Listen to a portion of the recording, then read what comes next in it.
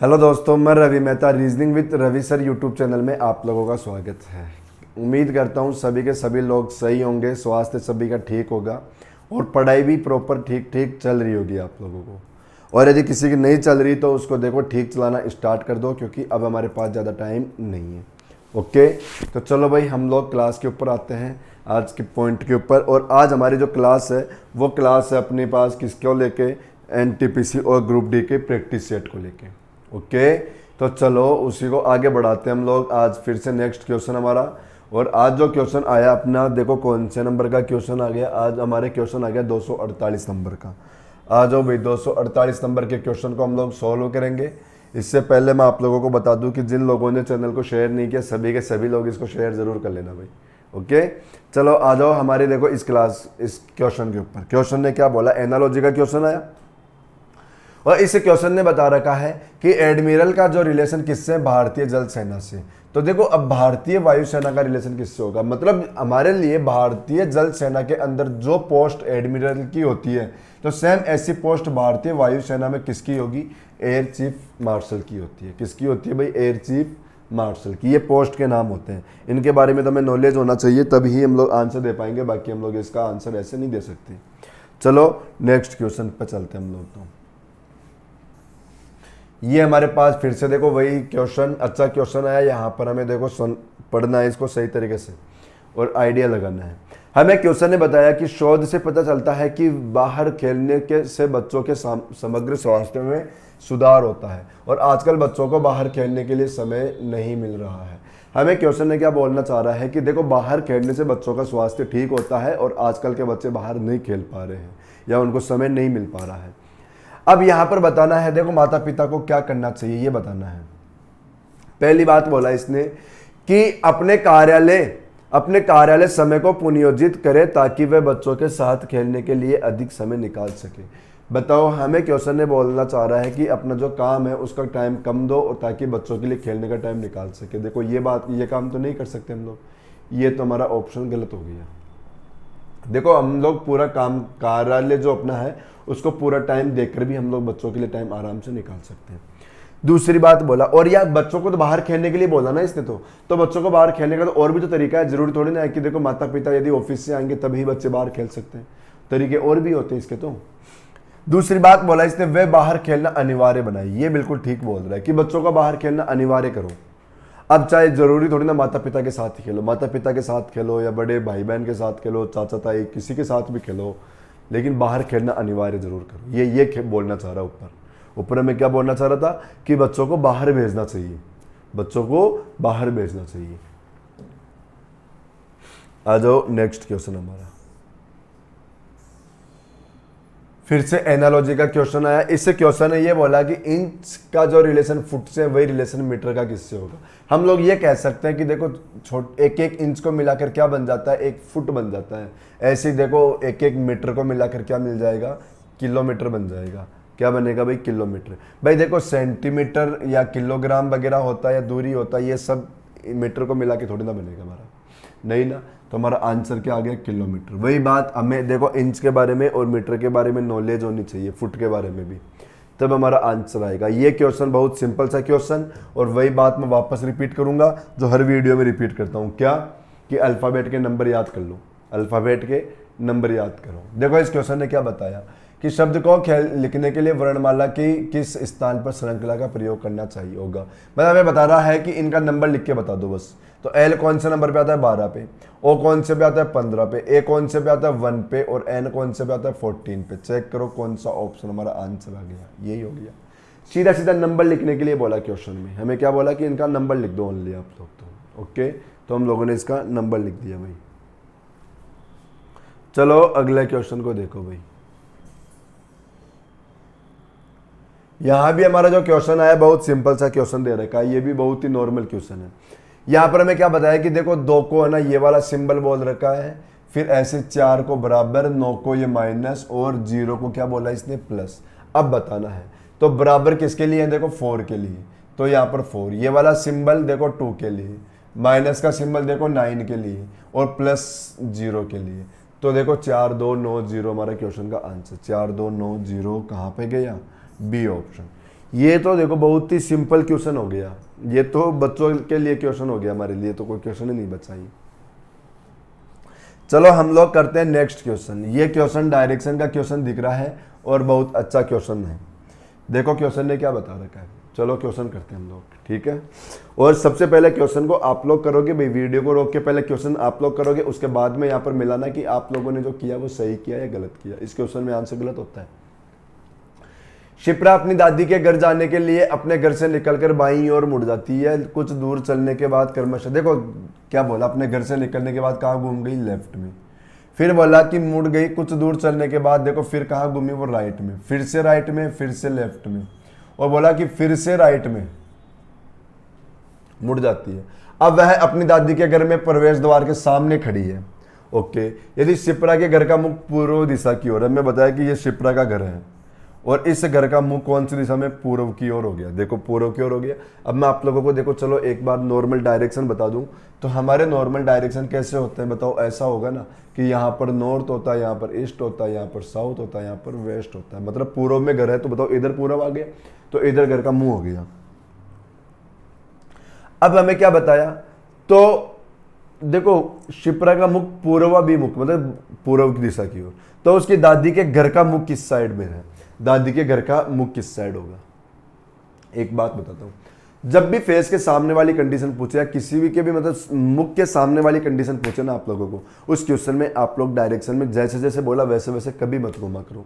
क्या किया करो कि हमेशा ऐसे क्वेश्चन में आप लोग दो अपोजिट साइड आपस में काट दिया करो। कैसे, जैसे मैं यहाँ पर लेफ्ट से राइट को काट सकता हूँ, फिर से राइट को लेफ्ट से काट दूंगा, लेफ्ट से राइट को काट दो, और लास्ट में क्या होगा कि जो बचेगा वो हमारा उसी साइड हमें घूमना है। अब हमारे पास क्वेश्चन में क्या बचा, राइट। सबसे पहले देखो वो अपने घर के सामने से निकली, ये घर के अंदर से निकल गई, और घर में से निकलने के बाद में अब हमें किस साइड घूमना है, केवल राइट साइड, तो ये राइट साइड घूम गई।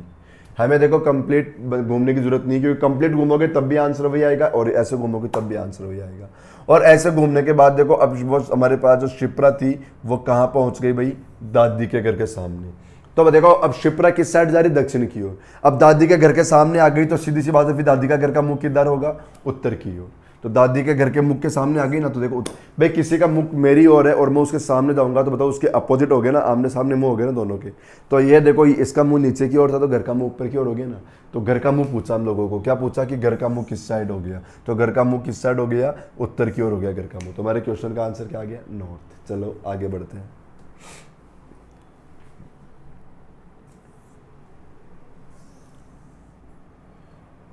बोर्ड मास, कौन सा क्वेश्चन, बोर्ड मास का। क्या बता रखा है 18। अब देखो सबसे पहले साइन चेंज करो कि क्या बोला, प्लस को मल्टीप्लाई बोलो, माइनस को डिवाइड बोलो, मल्टीप्लाई को माइनस बोलो, और डिवाइड को क्या बोल दो, प्लस बोल दो। चलो भाई सबसे पहले प्लस को क्या बोला इसने, प्लस को मल्टीप्लाई बोल दिया 12। फिर माइनस के लिए क्या बोला कि माइनस को डिवाइड बोल दो, ये डिवाइड 4। अब डिवाइड के लिए क्या बताया इसने, प्लस बोलो 5, और मल्टीप्लाई की जगह क्या करना था, -6। इसको सोल्व करना हम लोगों को। तो अब बोर्ड मास के हिसाब से हम लोग बताओ इसको खत्म करेंगे, तो सबसे पहले डिवाइड की बारी आएगी। तो डिवाइड करो भाई, डिवाइड करोगे तो यहाँ पर कितना बचेगा, 3 + 5 - 6। डिवाइड के बाद में किसकी बारी आती है, मल्टीप्लाई की। तो इनको मल्टीप्लाई करोगे क्या आएगा, 51 - 6, 51 - 6। तो 51 में से -6 करो, क्या बचेगा, 1 मिनट चेक करना दोबारा, 4 × 3 = 12,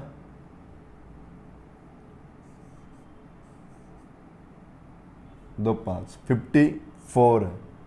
ओके, देखो मल्टीप्लाई का अर्थ -6, यहाँ पर 48 तो ऑप्शन में ही नहीं है ना। हम लोगों ने देखो क्वेश्चन में कहीं ना कहीं मिस्टेक की है, एक बार दोबारा चेक कर लेते हैं क्वेश्चन को, ठीक है भाई। हमारे पास देखो सबसे पहले क्वेश्चन में क्या दे रखा था, यहाँ पर 18 दे रखा था। अब जहाँ पे प्लस है, प्लस का अर्थ क्या लगाया इसने, मल्टीप्लाई, क्या लिखो 12 है। माइनस है, माइनस का अर्थ क्या करना था, डिवाइड, क्या लिखो 4। डिवाइड का अर्थ क्या बताया इसने, देखो प्लस, तो यहाँ पर प्लस करो 5। फिर यहाँ पर मल्टीप्लाई की जगह क्या लिखा है इसने, माइनस, तो ये -6। अब खत्म करो क्वेश्चन को। सबसे पहले बारी किसकी आएगी भाई, डिवाइड की बारी आएगी। तो 18 × 3 + 5 - 6। ओके, अब मल्टीप्लाई करो, क्या आएगा, 51 + 3 - 6। प्लस करो, प्लस करोगे तो क्या आ गया, 56। सही है क्या, हमारे गड़बड़ क्या चल रही है क्वेश्चन में, गलती क्या कर रहे हैं हम लोग। देखो यहाँ पे 54 आएगा भाई, क्या आएगा 54 आएगा, ये 54 और 5 कितना आ गया 59 माइनस 6 बराबर 53 हमारे क्वेश्चन का आंसर आ गया। ये अपने क्वेश्चन का आंसर, बार बार हम लोग इसको मल्टीप्लाई करके 51 कर रहे हैं, जबकि 18 मल्टीप्लाई 3 तो क्या होता है 54 होता है। वो कैलकुलेशन में गलती चल रही है हमारी। पैटर्न सभी को पता होगा पैटर्न क्या होता है भाई, बोर्ड मास के नियम से क्वेश्चन को हल करना होगा हम लोगों को। फिर से देखो क्वेश्चन कौन सा आ गया, डायरेक्शन को लेके। और देखो डायरेक्शन के क्वेश्चन ने क्या बता रखा है, हमें क्वेश्चन ने बताया कि विनय दक्षिण में चलना शुरू करता है। चलो देखो विनय को मैंने दक्षिण डायरेक्शन में भेज दिया, ये साउथ में गया और कितना गया 21 बताया। इसके बाद में वो राइट में घूमेगा। एक मिनट में क्वेश्चन को थोड़ा इधर कर देता हूं, ये 21। अब हमें क्वेश्चन में क्या बताया, फिर राइट में घूम रहा है। अब मुझे एक बात बताओ, विनय इधर जा रहा तो राइट इधर आ गया ना उसका, ये राइट। और क्या बताया 20 किलोमीटर चलता है, ये 20 किलोमीटर चलता है। अब वह अपनी शुरुआती बिंदु से कौन सी दिशा की ओर है, मतलब हमें पता है क्वेश्चन में क्या बोल दिया कि ये वाली दूरी बताओ, ये वाली दूरी भाई, शुरुआती बिंदु ये थी और यहां से ये दूरी बतानी है। तो आप लोगों को तो समझ में आ गया होगा, क्वेश्चन वही करण निकालना पड़ेगा हम लोगों को। और इसका इस फॉर्मूला क्या होता है कि l² प्लस a²। तो यहाँ पर क्या लिखो 21 का स्क्वायर प्लस 20 का स्क्वायर। तो देखो यहाँ पर 441 प्लस 400 तो कितना आ गया 841। और 841 तो क्या है बताओ, करण स्क्वायर के बराबर आया, जबकि हमें तो क्या चाहिए के, तो बराबर क्या कर दो 29। हमारे क्वेश्चन का answer 29 B option. Clear question भाई। ये निकालना होता तो इसके स्क्वायर में से ये माइनस करना पड़ता, ये निकालते तो इसके स्क्वायर में से वो माइनस करते, और ये निकालना होगा तो दोनों के स्क्वायर को ऐड करेंगे। पता है सभी को फॉर्मूले, तो नॉर्मल फॉर्मूले आप लोगों के मैथ में भी आते हैं।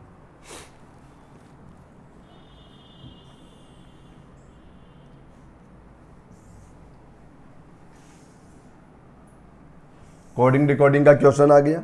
देखो क्वेश्चन में क्या बता रखा है, हमारे पास लिख रखा है GUEST और कोड में क्या लिख रखा है देखो 9 19 7 17 22। फिर हमें चाहिए देखो HOUSE हाउस, इसका कोड चाहिए। सबसे पहला काम क्या करोगे बताओ, नंबर लिखोगे आप लोग। सबसे पहले तो क्या करोगे, नंबर लिखोगे। नंबर लिखो यहाँ पर 7 21 5 19 और 20। अब यहाँ पर देखो 7 से 9 आया तो +2 कर रखा है, यहाँ पर -2 कर रखा है, फिर से +2 कर रखा है, यहाँ पर -2 कर रखा है और +2 कर रखा है। ये क्वेश्चन आ रखा है यहाँ पर। ओके, अब ऐसा का ऐसा काम इधर करते हो आप लोग भाई। ऐसा हम लोग इधर करेंगे तो देखो नंबर 8 15 21 19 और 5। सबसे पहले क्या किया था +2 करोगे तो 10, फिर -2 करोगे तो 13, फिर +2 करो भाई, +2 करोगे 23 और -2 करोगे 17 और +2 करो कितना आ जाएगा 7। ये अपने क्वेश्चन का आंसर देखो 10 13 23 17 7, 10 13 23 17 7 डी ऑप्शन। ये अपने क्वेश्चन का आंसर हो गया डी।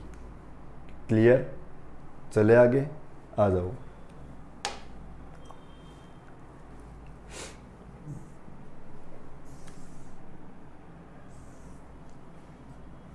क्वेश्चन में बोल रखा है कि बताओ कौन सा ऑप्शन अलग है, ये बोला। और नोटिस करो ऐसा क्वेश्चन हमारे हर वीडियो में आ रहा है, हर वीडियो में एक क्वेश्चन ऐसा मिलता है आप लोगों को। देखो इसने क्या कर रखा है, यहां पर 5 और ई लिख रखा है। तो बताओ क्या ई का नंबर ही 5 होता है क्या? यहां पर ओ 15, तो बताओ क्या ओ का नंबर ही होगा क्या 15? यहां पर देखो वाई 25, तो क्या वाई का नंबर ही होता है क्या 25? लेकिन यहां पर टी का नंबर 20 होता है, टी का नंबर क्या होता है 20। तो हमारे पास सी ऑप्शन हमारा अलग आ गया। क्या आ गया? सी अलग, क्योंकि टी का नंबर क्या होता है 20। हर वीडियो में ऐसा क्वेश्चन आ रहा है और सभी में यही पैटर्न कि इसका नंबर लिख रखा है यहाँ पर, बस इसी का नंबर लिख रखा है यहाँ पर, और एक जगह है ना ऐसा आ रखा है कि वहाँ पे नंबर नहीं लिख रखा, मतलब नंबर को आगे पीछे कर दिया उसने। तो ये मैंने आप लोगों को बार बार बोलता हूँ कि अल्फ़ाबेट के नंबर याद करो, बहुत सारी रीजनिंग खत्म हो जाएगी हमारी।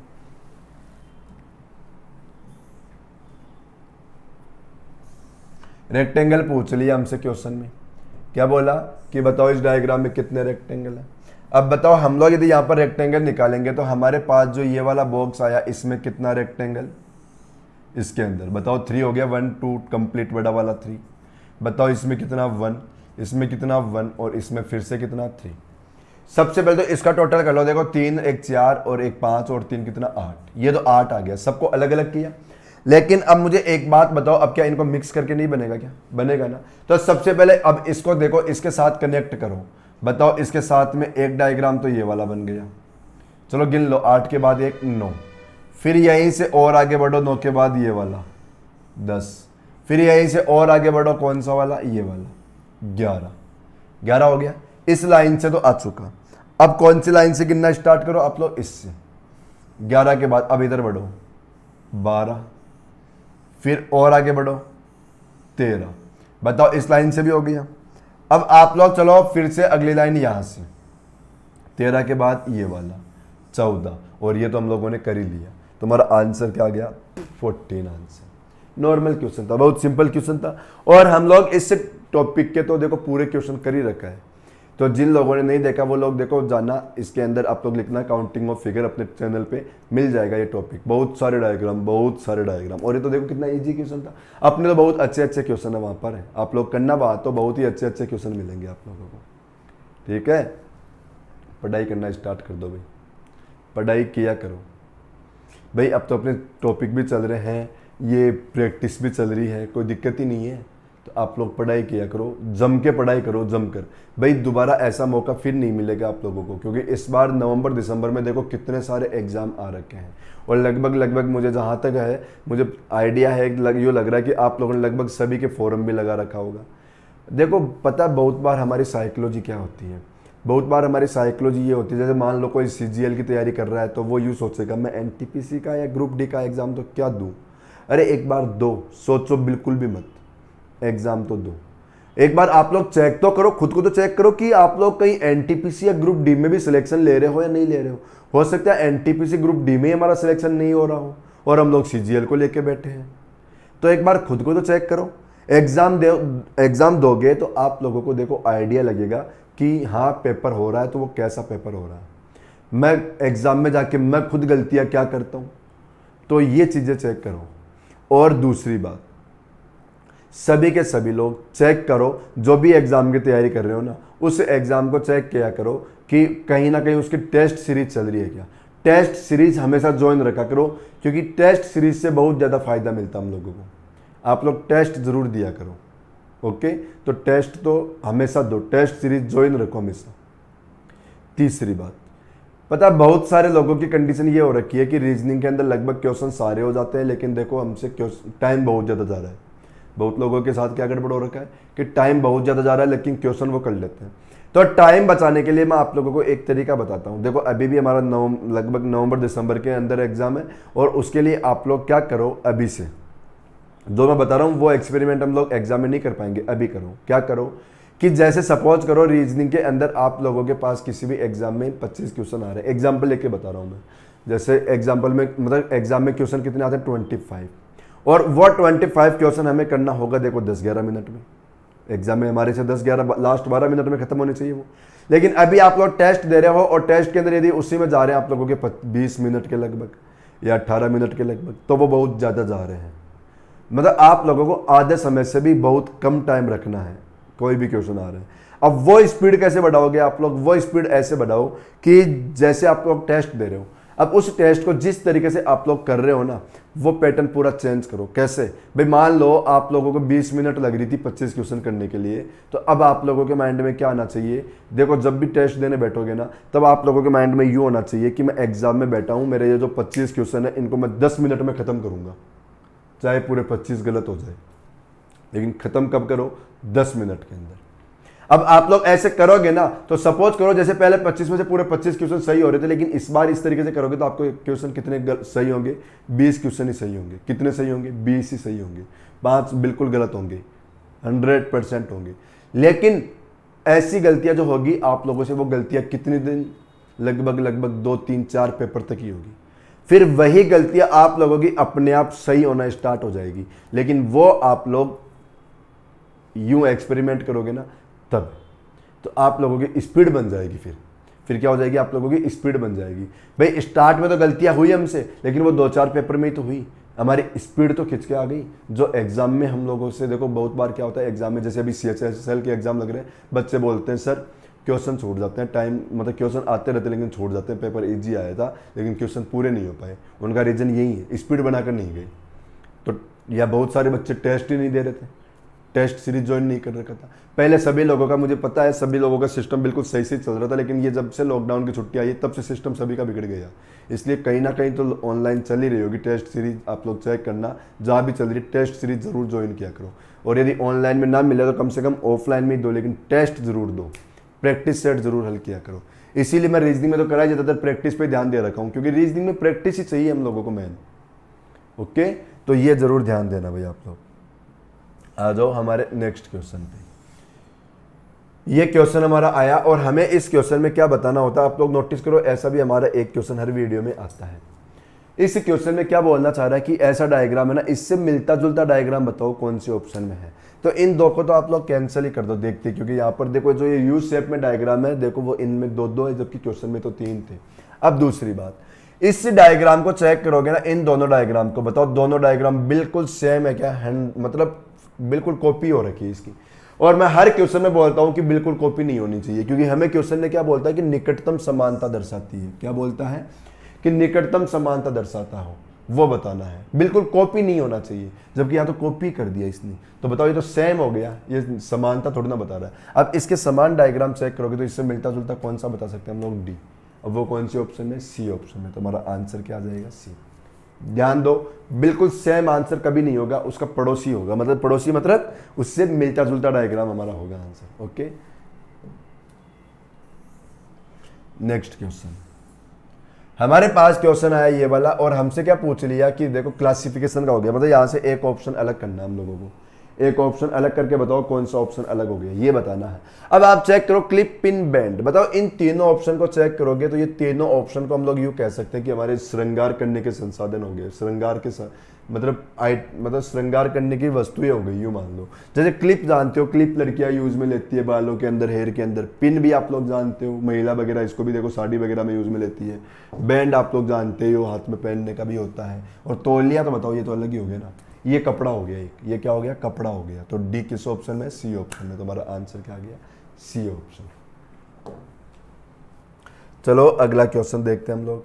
हमारा अगला क्वेश्चन आ रखा है ये वाला, सीरीज का क्वेश्चन आया। क्या आ गया भाई, सीरीज।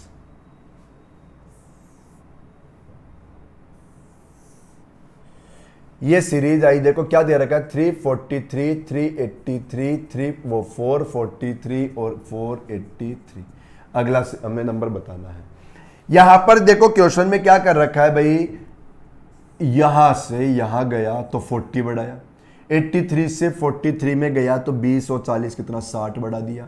फिर यहां से चेक करोगे तो फिर से 40 बढ़ाया। तो देखो क्या बढ़ाया, 40 फिर 60 फिर 40, अब क्या बढ़ाएगा, फिर से 60। और यहां पर 60 बढ़ाओगे तो क्या आएगा, 543 हो जाएगा क्या, 543। तो अपना आंसर 543, ए ऑप्शन, ये हमारा आंसर हो गया 543। ओके, चलो अगले क्वेश्चन में। हमारे देखो एनटीपीसी और ग्रुप डी के क्वेश्चन यदि आप लोगों ने नोटिस किया ना, सीरीज के क्वेश्चन, तो हमारे सीरीज के क्वेश्चन उसमें लगभग ऐड करने वाले क्वेश्चन आ रहे हैं। लगभग 99% क्वेश्चन तो मैंने चेक किया है, ये ऐड वाले क्वेश्चन आए हैं लगभग। अब जैसे देखो ये एक सीरीज का क्वेश्चन और आया। अब ये तो देखो बहुत ही सिंपल क्वेश्चन कर रखा है। क्या कर रखा है, मैं अगला नंबर पूछ लिया। देखो 2 से 16 बनाया, क्या बनाया, मल्टीप्लाई 8। 16 से 128 में मल्टीप्लाई 8, फिर से क्या कर दो, मल्टीप्लाई 8 करो भाई, 64। 8 दूनी 16 और 6 22 और 8 एकम 8 और 2 10, 1024। कौन सा ऑप्शन हो गया हमारा, ए ऑप्शन, 1024 आंसर आ गया भाई, हो गया। चले नेक्स्ट क्वेश्चन पर, आ जाओ अगले क्वेश्चन पर।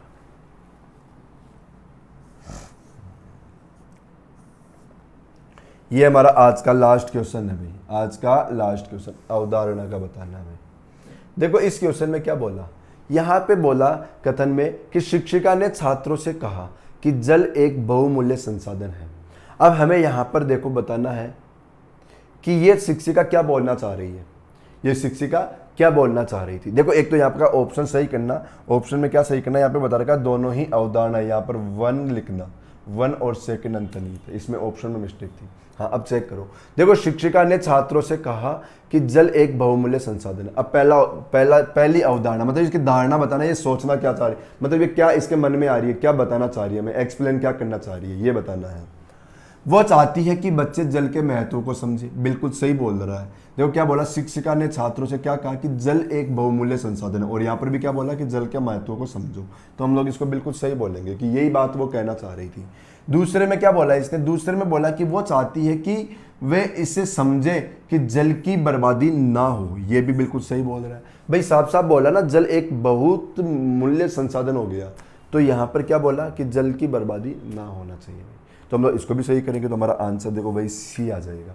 ये अपना सी, मतलब दोनों ही सही हो जाएंगे हमारे क्वेश्चन को। ओके, अब ये हमारी देखो आज की क्लास कंप्लीट। इसको आप लोग पढ़ोगे, और